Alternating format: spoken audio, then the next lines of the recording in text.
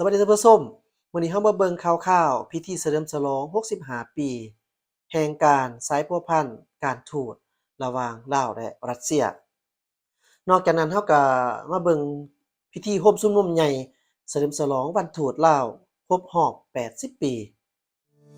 ก่อนอื่นเรามาเบิ่งข่าวๆเกี่ยวกับพิธีเฉลิมฉลอง65ปีแห่งการสายพัวพันธ์การทูตระหว่างลาวรัสเซียโดยในตอนค่ำของมื้อวันที่9กันยายน2025นี้อยู่ที่โรงแรมดอนจันทร์พาเลสนครหลวงเวียงจันทน์ก็ได้มีพิธีเฉลิมฉลองครบรอบ65ปีแห่งการสร้างตั้งสายพัวพันธ์การทูตระหว่างสปปลาวและสหรัฐรัสเซียขึ้นอย่างเป็นทางการเข้าร่วมเป็นเกียรติในพิธีดังกล่าว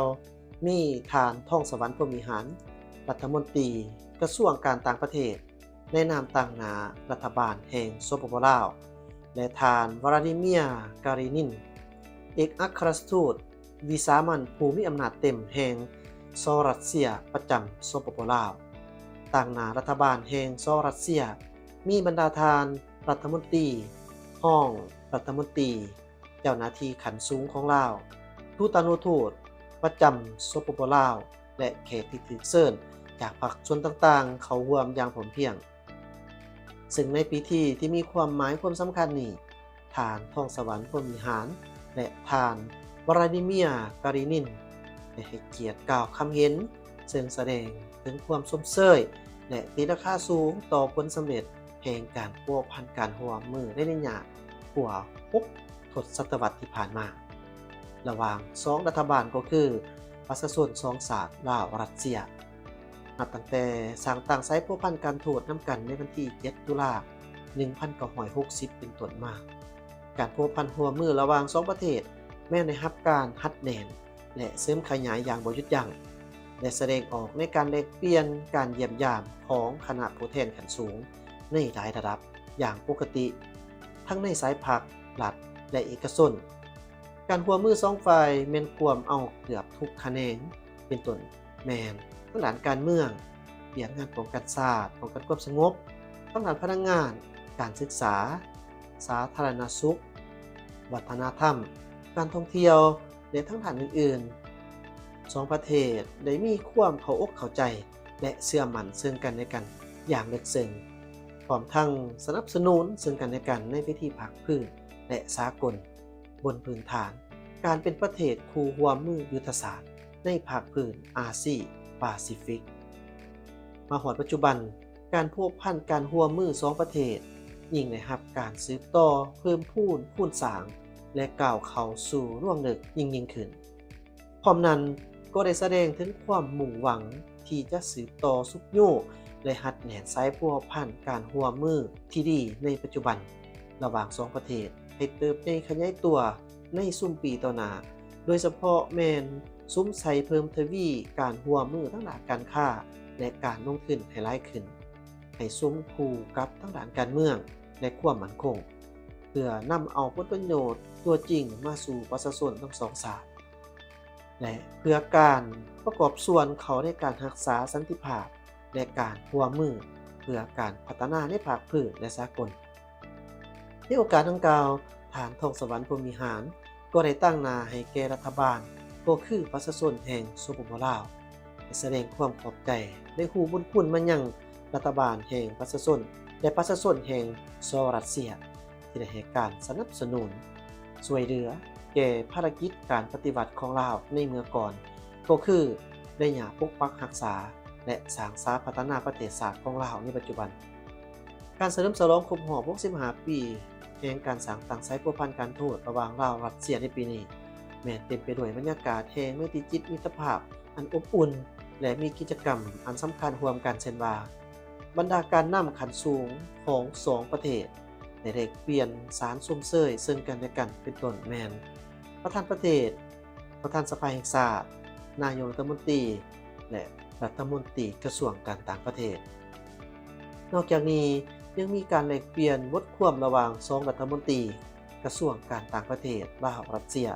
และการสายหูบเงาหอบพิเศษของรัสเซียเรื่องความหักของสหภาพโซเวียตอยู่นครหลวงเวียงจันทน์เพื่อเป็นการหัดแนนความสามัคคีและส่องแสงให้เห็นถึงสายพัวพัน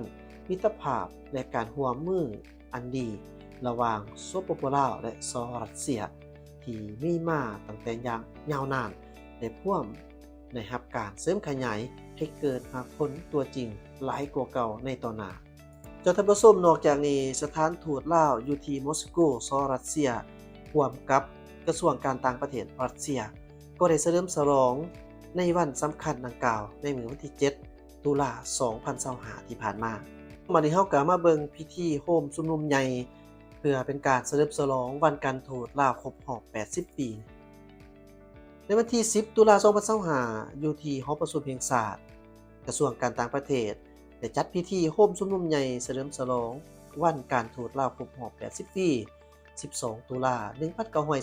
1945หา12ตุลา2025โดยการเป็นเกียรติเข้าร่วมของทางทองรุ่นศรีสุริตเลขาธิการใหญ่คณะบริหารงานศูนย์กลางพรรคประธานประเทศแห่งสปปลาว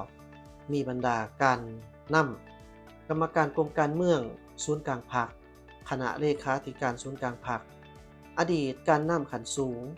บรรดาการนำภาครัฐสมาชิกสภาแห่งชาติบรรดาพนักงานปฏิวัติอาวุโสพนักงานทหารตำรวจพนักงานบรรดาสำนักงานผู้ต่างหน้าแห่งสปปลาวประจำอยู่ต่างประเทศพนักงานบรรดาแผนกการต่างประเทศและแขกถึกเชิญทั้งแบบเชิงหน้าและแบบทางไกลเข้าร่วมในพิธีทานท่องสวรรค์พรหมิหารกรรมการศูนย์กลางพรรครัฐมนตรีกระทรวงการต่างประเทศได้รายงานการเคลื่อนไหวเวียกงานการทูตในระยะ80 ปีที่ผ่านมาโดยได้ยกให้เห็นว่าการประกาศเอกราชของประเทศลาวในวันที่12ตุลา1945แม่นมาผลแห่งการต่อสู้ด้วยกำลังอาวุธการต่อสู้ทางด้านการเมืองของประชาชนลาวบรรดาเผ่าภายใต้การนำพาอันสลัดสงสัยของการนำลาวหุ่นกดก่อนที่มีจิตใจรักชาติรักความเป็นเอกราชต่อสู้ปลดปล่อยประเทศชาติออกจากแอบปกครองของพวกจักรพรรดิต่างชาติในนั้นประธานไกรสอนพรหมิหารและประธานสุภานุวงศ์แม่นการนำลาวหุ่นบุกเบิกให้แก่เวียกงานทางการทูตลาว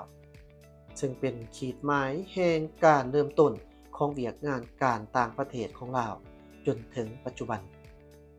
โดยเห็นได้ถึงความหมายความสำคัญของผลงานดังกล่าวกรมการเมืองศูนย์กลางพรรคจึงได้ตกลงเห็นดีกำหนดเอาวันที่12ตุลา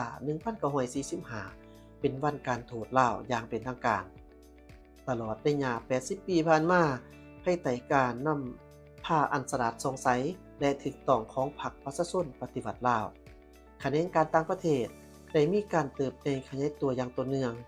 ทั้งปริมาณและคุณภาพโดยสืบต่อยึดมั่นแนวทางการต่างประเทศสันติภาพเอกราชมิตรภาพและการร่วมมืออย่างเสมอต้นเสมอปลายตามทิศนำเพิ่มมิตรลดพรศัตรูด้วยน้ำใส่การทูตป้องกันเหตุและบุกทะลุเปิดกว้างการร่วมมือแบบหลายทิศหลายฝ่ายหลายระดับหลายรูปแบบและหลายสีสันทั้งในขอบ2ฝ่ายและหลายฝ่ายคะแนนการต่างประเทศในประกอบส่วนอย่างต่างหน้าเขาในภารกิจต่อสู้เพื่อเอกราชแห่งชาติปกปักรักษาและสร้างสาพัฒนาประเทศชาติสร้างเงื่อนไขเอื้ออำนวยที่จำเป็นให้แก่การเปิดกว้างสายพัวพันร่วมมือกับบรรดาประเทศเพื่อนมิตรทั้งผู้อยู่ไกลและไกลสร้างความไว้เนื้อเชื่อใจจากเพื่อนมิตรสากลโดยตลอดและยกสูงบทบาทของสปปลาวให้สูงเด่นขึ้นในเวทีภาคพื้นและสากลเมื่อฮอดปัจจุบันสปปลาวได้มีสายพัวพันการทูตกับ151ประเทศมีสายพัวพันกับพรรคการเมือง145พรรคจาก82ประเทศร่วมมือกับ3องค์การจัดตั้งสากลในภาคพื้นของพรรคการเมืองในโลกมี20สมาคมมิตรภาพกับต่างประเทศและ1คณะสันติภาพและสมัครคีลาวกับต่างประเทศมีสำนักงานผู้ต่างหน้าแห่งสปปลาวประจำอยู่ต่างประเทศจำนวน41แห่งในนั้นมีสถานเอกอัครราชทูตจำนวน27แห่งสำนักงานผู้ต่างหน้าถาวรจำนวน3แห่งสถานกงสุลใหญ่ประจำจำนวน10แห่งและหอการกงสุลจำนวน1แห่ง มีกงสุลกิตติมศักดิ์ของสปปลาวอยู่ต่างประเทศจำนวน24แห่งใน18ประเทศและกงสุลกิตติมศักดิ์ของต่างประเทศอยู่สปปลาวจำนวน18แห่งมีด่านสากลจำนวน34แห่งและมีการพัวพันทั้งด้านการค้า60กว่าประเทศในโลกสปปลาวยังได้เคลื่อนไหวเวียกงานการต่างประเทศอย่างมีจุดสูงและบุกทะลุซึ่งได้มีผลสำเร็จหลายด้านเป็นต้นแม่นการเคลื่อนไหวการทูต2ฝ่ายหลายฝ่ายและการร่วมมือกับสากลได้สำเร็จการปักหลักไม้ชายแดนร่วมกับสปปจีนสสเวียดนามและสสเมียนมาพร้อมทั้งจะสืบต่อสำรวจและปักหลักไม้ชายแดนร่วมกับราชอาณาจักรไทยและราชอาณาจักรกัมพูเชียได้มีความหาวหันในการปฏิบัติพันธะของตนต่อสนธิสัญญาต่างๆที่ได้เข้าร่วมเป็นภาคีรวม 1,500 กว่าฉบับในขอบเขตหลายฝ่ายหลายกว่า900ฉบับและได้สำเร็จการสร้างกฎหมายคะแนนการต่างประเทศจำนวน5ฉบับพร้อมทั้งได้สร้างและปรับปรุงนิติกรรมไต่กฎหมายจำนวน7ฉบับในโอกาสอันสง่างามอันสง่าราศีนี้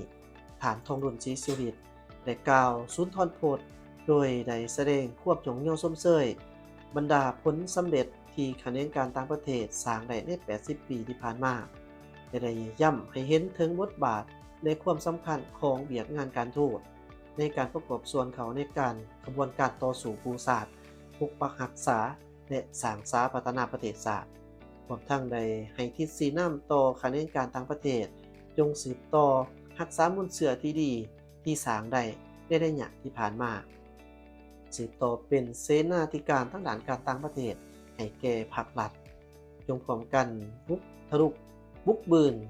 ก้าวขึ้นญาติเอาผลสำเร็จอันใหม่ใหญ่หลวงกว่าเก่า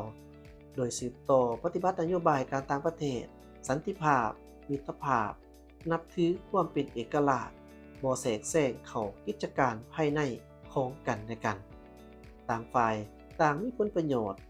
เป็นหลักการพื้นฐานเปิดกว้างการพัวพันไปสู่หลายทิศหลายฝ่ายและหลายรูปแบบเพิ่มมิตรลดพรศัตรูการทูตการเมืองติดพันกับการทูตเศรษฐกิจการทูตป้องกันเหตุและบุกทะลุเพื่อภารกิจปกปักรักษาและพัฒนาประเทศชาติ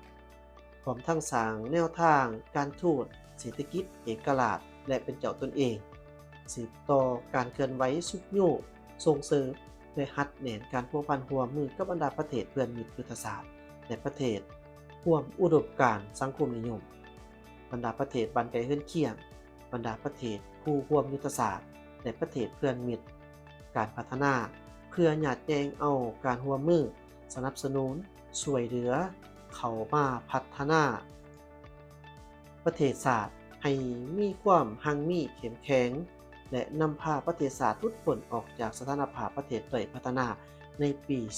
2026 ตามคาดหมายที่วางไว้พร้อมนี้ท่านทองรุ่นศรีสุริตยังได้ย้ำเตือนว่าในสภาพการของโลกที่มีการเปลี่ยนแปลงอย่างซับซ้อนไม่ว่าเข้มข้นและมีหลายสิ่งท้าทายฉะนั้นนักการทูตยุคใหม่ต้องเป็นนักพบประจันบานที่เข้มแข็งทั้งด้านสติปัญญามันสมองและกำลังกายทั้งสภาพการและเรื่องซึ่งทั้งด้านความคิดสะดุ้งไว้ต่อสถานการณ์ที่เกิดขึ้นรับมืออย่างทันการเป็นเสนาธิการให้พรรครัฐบาลอย่างฉลาดมีพลิกไหวคนขั้วเลือกซึ่งถึงท้องเอาทัศนะให้ชัดเจนและบ่พลิกเขวพร้อมทั้งได้ฝากคำเว้าที่เป็นคติเตือนใจของผู้นำปฏิวัติไว้ให้กับนักการทูตว่ายิ่งยุ่งยากก็ยิ่งอดทนยิ่งสับสนก็ยิ่งทนเทียงยิ่งละอิดละเอี้ยวเขียวขาก็ยิ่งสร้างได้ถึงความฉลาดสงสัยในพิธีเฉลิมฉลองวันที่มีความหมายความสำคัญในครั้งนี้บรรดาการนำภาครัฐและบรรดาแขกที่เข้าร่วมแม้ในรับชมการแสดงรูปภาพ ได้รูปเงาสารคดีอันสำคัญในครั้งนี้เกี่ยวกับผลสำเร็จของการเคลื่อนไหวเวียกงานการทูตในตลอดระยะ80 ปีที่ผ่านมาของสปป.ลาวพร้อมทั้งได้มีพิธีเปิดตัวปึ้มการทูต80 ปีโดยการให้เกียรติขึ้นเปิดตัวปึ้มดังกล่าวของฐานทองนุ่นศรีสุริตพร้อมด้วยบรรดาการนำกระทรวงการต่างประเทศทั้งอดีตและปัจจุบันในตอนบ่ายของวันเดียวกันนั้นที่กระทรวงการต่างประเทศได้มีพิธีเปิดเยี่ยมส้มของมุ่นเชื่อโดยการเป็นเกียรติเข้าร่วมของทางท่องสวรรค์พรหมวิหารกรรมการศูนย์กลางพรรครัฐมนตรีกระทรวงการต่างประเทศมีบรรดาคณะพรรคคณะนำกระทรวงและคณะกรมของกระทรวงการต่างประเทศเข้าร่วมอย่างพร้อมเพรียงขอขอบใจข้อมูลข่าวภาพโดยบุญสอยวิไลพรและท่านผู้ชมนี่ถือว่าเป็น2ข่าวที่ดีๆที่ทางข้าพเจ้าได้นำมาฝากมาตอนให้กับท่านผู้ชมได้รับรู้ถือว่านี่เป็นศักราชใหม่แห่งการพัวพันร่วมมือบ่ว่าจะเป็นทางการทูตในระยะที่80 ปีที่ผ่านมาเพิ่นก็ได้มีการญาติได้ถึงผลงานอันพลเด่นและนอกจากนั้นการทูตระหว่างลาวรัสเซียก็ยิ่งจะสืบต่อมีความหมายและมีการพัวพันร่วมมือกันเพิ่มขึ้นอย่างต่อเนื่องขอให้ประเทศลาวและกับประเทศเพื่อนมิตรจงประสบผลสำเร็จขอขอบใจที่ติดตามรับชมสบายดี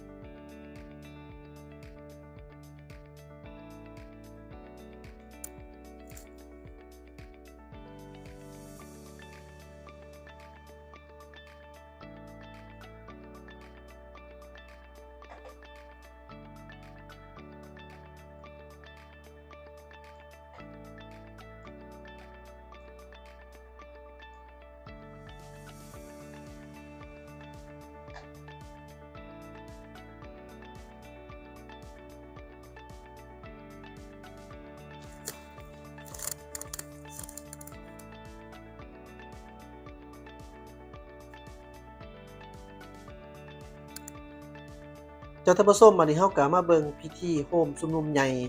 เพื่อเป็นการเฉลิมฉลองวันการทูตลาวครบรอบ80 ปีในวันที่10 ตุลาคม 2025อยู่ที่หอประชุมแห่งชาติกระทรวงการต่างประเทศได้จัดพิธีโฮมชุมนุมใหญ่เฉลิมฉลองวันการทูตลาวครบรอบ80 ปี12 ตุลาคม 1945 หา 12 ตุลาคม 2025โดยการเป็นเกียรติเข้าร่วมของทางทองรุ่นศรีสุริตเลขาธิการใหญ่คณะบริหารงานศูนย์กลางพรรคประธานประเทศแห่งสปป.ลาวมีบรรดาการนำกรรมการกรมการเมืองศูนย์กลางพรรคคณะเลขาธิการศูนย์กลางพรรคอดีตการนำขั้นสูงบรรดาการนำภาครัฐสมาชิกสภาแห่งชาติบรรดาพนักงานปฏิวัติอาวุโสพนักงานทหารตำรวจพนักงานบรรดาสำนักงานผู้ต่างหน้าแห่งสปป.ลาวประจำอยู่ต่างประเทศพนักงานบรรดาแผนกการต่างประเทศและแขกถึกเชิญทั้งแบบเชิงหน้าและแบบทางไกลเข้าร่วมในพิธีทานท่องสวรรค์พรหมวิหารกรรมการศูนย์กลางพรรครัฐมนตรีกระทรวงการต่างประเทศได้รายงานการเคลื่อนไหวเวียกงานการทูตในระยะ80 ปีที่ผ่านมาโดยได้ยกให้เห็นว่าการประกาศเอกราชของประเทศลาวในวันที่12 ตุลาคม 1945แม่นมาผลแห่งการต่อสู้ด้วยกำลังอาวุธการต่อสู้ทางด้านการเมืองของประชาชนลาวบรรดาเผ่าภายใต้การนำพาอันสลัดสงสัย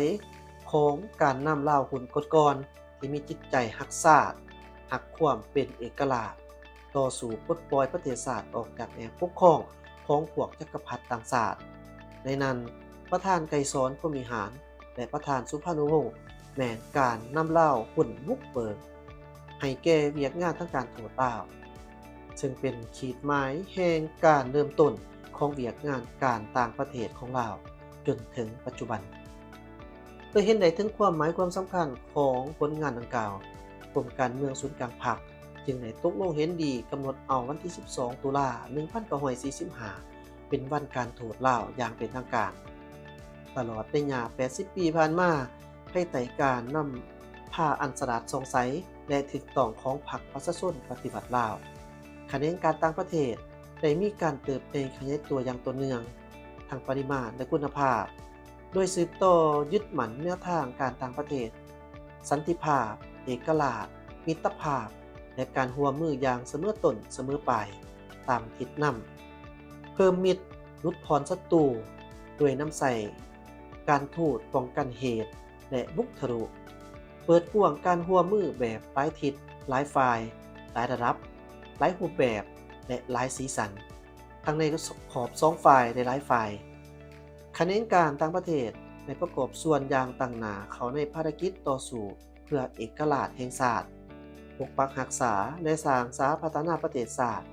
สร้างเงื่อนไขเอื้ออำนวยที่จำเป็นให้แก่การเปิดกว้างสายพัวพันร่วมมือกับบรรดาประเทศเพื่อนมิตรทั้งผู้อยู่ไกลและไกลสร้างความไว้เนื้อเชื่อใจจากเพื่อนมิตรสากลโดยตลอดและยกสูงบทบาทของสปป.ลาวให้สูงเด่นขึ้นในเวทีภาคพื้นและสากลเมื่อฮอดปัจจุบันสปป.ลาวได้มีสายพัวพันการทูตกับ151ประเทศมีสายพัวพันกับพรรคการเมือง145พรรคจาก82ประเทศร่วมมือกับ3องค์การจัดตั้งสากลในภาคพื้นของพรรคการเมืองในโลกมี20สมาคมมิตรภาพกับต่างประเทศและ1คณะสันติภาพและสมัครคีลาวกับต่างประเทศมีสำนักงานผู้ต่างหน้าแห่งสปป.ลาวประจำอยู่ต่างประเทศจำนวน41แห่งในนั้นมีสถานเอกอัครราชทูตจำนวน27แห่งสำนักงานผู้ต่างหน้าถาวรจำนวน3แห่งสถานกงสุลใหญ่ประจำนวน10แห่งและหอการกงสุลจำนวน1แห่ง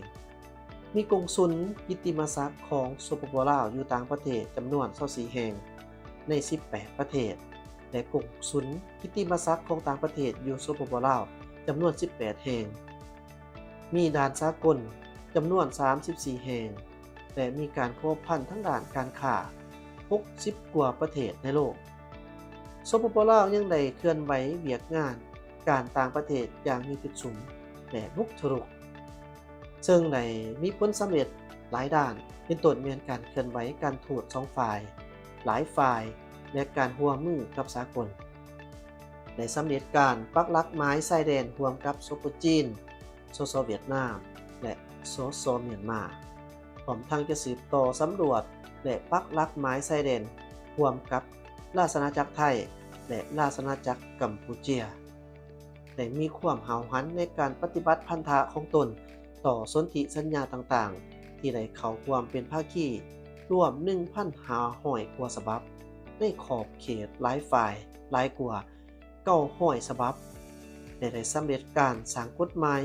คะแนนการต่างประเทศจำนวน5ฉบับพร้อมทั้งได้สร้างและปรับปรุงนิติกรรม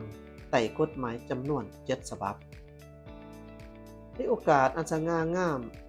อันสง่าราศีนี้ฐานทองรุ่นศรีสุริตได้กล่าวสุนทรพจน์โดยได้แสดงควบยงเยาส้มเสยบรรดาผลสำเร็จที่คะแนนการต่างประเทศสร้างได้ใน80ปีที่ผ่านมาได้ย้ำให้เห็นถึงบทบาทและความสำคัญของเวียกงานการทูต